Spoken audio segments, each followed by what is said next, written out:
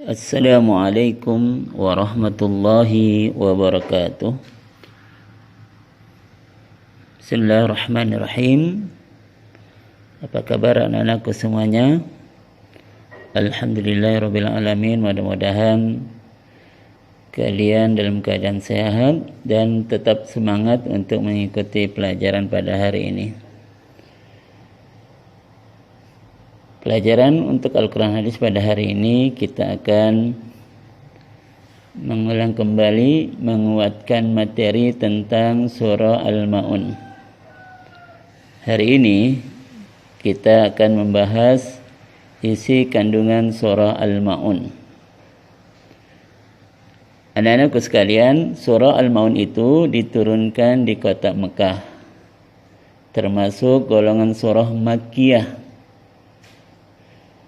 Kenapa? Sebab surah Al-Ma'un ini diturunkan sebelum Nabi Muhammad SAW hijrah ke Madinah. Jadi ayat-ayat yang diturunkan sebelum Nabi hijrah ke kota Madinah itu disebut golongan surah Makkiyah. Adapun nama surah Al-Ma'un ini diambil pada ayat yang ke-7 dari surah Al-Ma'un. Surah Al-Ma'un terletak pada urutan ke-107 di dalam Al-Quran. Dari 114 surah yang ada di dalam Al-Quran, maka urutan yang ke-107 adalah surah Al-Ma'un. Jumlah ayat yang terdapat di dalam surah Al-Ma'un ini ada 7 ayat. Surah Al-Ma'un diturunkan setelah surah At-Takatsur. Apa ulangi? Surah Al-Ma'un diturunkan setelah surah At-Takatsur.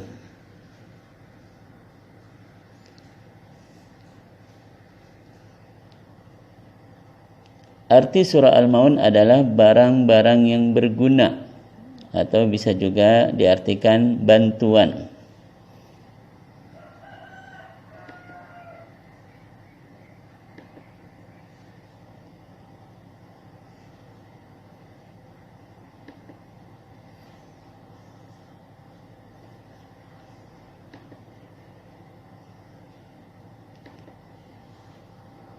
Nama-nama lain surah Al-Ma'un. Jadi ada nama lain dari surah Al-Ma'un. Yang pertama yaitu Ad-Din, artinya agama. Penamaan Ad-Din ini diambil dari ayat pertama surah Al-Ma'un. Itu dari kalimat Ara'aita allazi yukadzibu bid-din. Pada ayat pertama di situ ada kata ad-din. Itu alasan kenapa surah Al-Ma'un disebut juga surah ad-din. Yang kedua yaitu al-yatim, yang artinya anak yatim. Penamaan surah Al-Ma'un dengan al-yatim ini diambil dari ayat yang kedua, yaitu yang berbunyi fadzalikal ladzi yad'ul yatim. Kemudian yang ketiga at-takdzib, artinya dusta atau bohong. Nama at-takdzib ini diambil dari ayat yang pertama, sama seperti ad-din. Di sana ada kalimat Ara'aita allazi yukadzibu bid-din. Yukadzibu. Ini adalah alasan penamaan surah Al-Ma'un dengan nama At-Takdzib. Jadi nama lain surah Al-Ma'un ada 3, yaitu Ad-Din, Al-Yatim, dan At-Takdzib.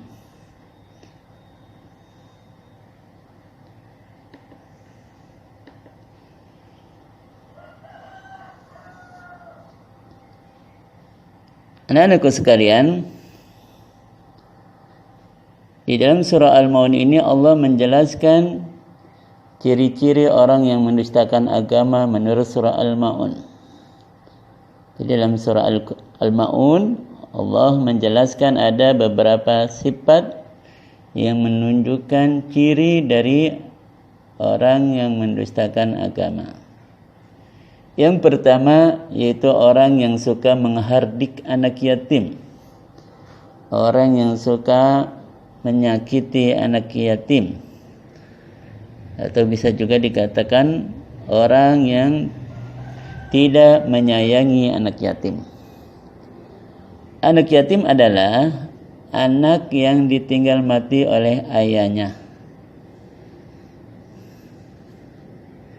Yang kedua, yaitu orang yang tidak menganjurkan memberi makan kepada orang-orang miskin.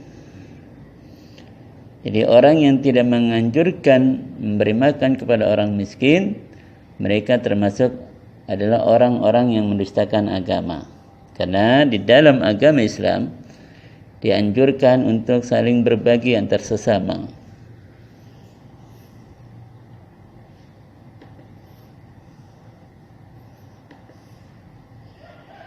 Ciri yang selanjutnya yaitu ciri yang ketiga, orang yang lalai dalam salat. Orang yang lalai dalam salat itu adalah mereka yang menyia-nyiakan waktu salat sampai waktunya habis mereka belum salat. Jadi mereka mengulur-ulur waktu salat sampai akhirnya waktu salat itu habis dan mereka belum sempat untuk melakukan salat.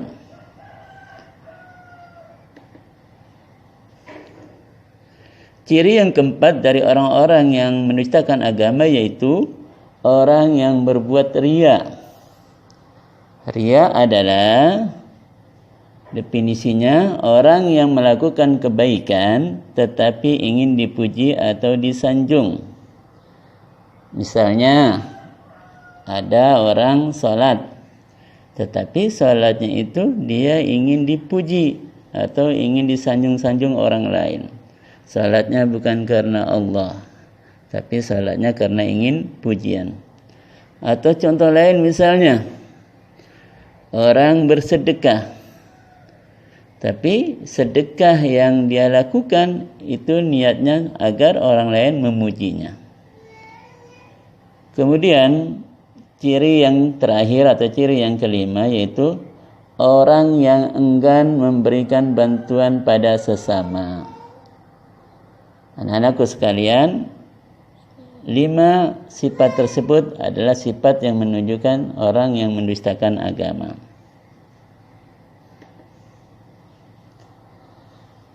Anak-anakku sekalian, selanjutnya materi terakhir pada hari ini adalah orang-orang yang celaka dalam salatnya. Di dalam surah Al-Maun pun Allah menyebutkan atau menjelaskan orang-orang yang celaka padahal orang tersebut salat. Mereka itu adalah yang pertama, orang yang melalaikan salat. Jadi orang yang melalaikan salat itu termasuk orang yang celaka. Tadi Bapak sudah jelaskan, orang yang melalaikan salat itu adalah orang-orang yang menyia-nyiakan waktu salat sampai waktunya habis, mereka belum salat. Kemudian yang kedua, orang yang celaka dalam salatnya adalah orang-orang yang salat tetapi karena riya. Jadi salatnya itu karena ingin dipuji orang lain. Bukan karena Allah Subhanahu wa taala, tapi ingin mendapat sanjungan dari orang lain atau orang di sekitarnya. Anak-anakku sekalian, itulah materi pembelajaran Al-Quran Hadis pada hari ini. Mudah-mudahan anak-anakku semuanya dapat memahami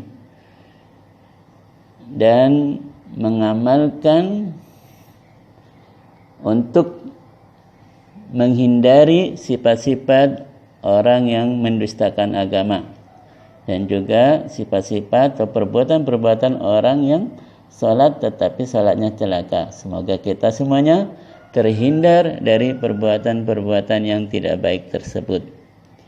Demikian apa yang dapat Bapak sampaikan pada hari ini. Terima kasih atas segala perhatian kalian.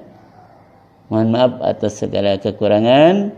Akhirnya Bapak ucapkan, tetaplah bersemangat untuk belajar, karena dengan kita belajar kita mendapat ilmu dan juga kita mendapat pahala dari kebaikan yang kita lakukan tersebut. Demikian, wassalamualaikum warahmatullahi wabarakatuh.